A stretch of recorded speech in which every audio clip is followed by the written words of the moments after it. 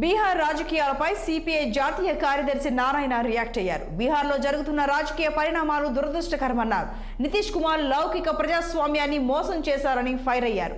అయోధ్య వేడుకల తర్వాత బీజేపీ దేశవ్యాప్తంగా రాజకీయ పార్టీలను బ్లాక్మెయిల్ చేస్తోందన్న నారాయణ, దేశానికి ప్రమాదకర రాజకీయ వాతావరణాన్ని బీజేపీ నింపుతోందని వ్యాఖ్యానించారు.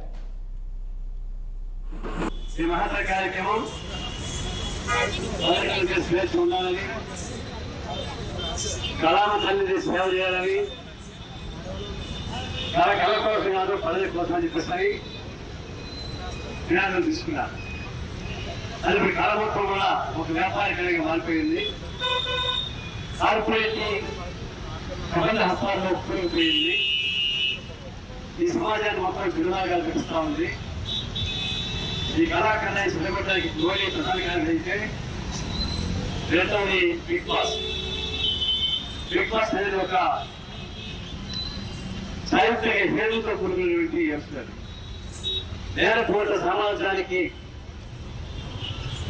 నడువలేటువంటి సంస్థ.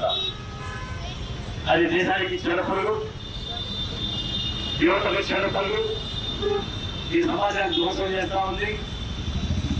ఆ బిగ్ బాస్ ని ఆపించాల్సిన కర్తవ్యం కళాకారులకు అందరికీ ఉంది. హైదరాబాద్ తెలంగాణ సాయుధ పోరాటానికి నాయకత్వం ఇచ్చినటువంటి రాష్ట్రం.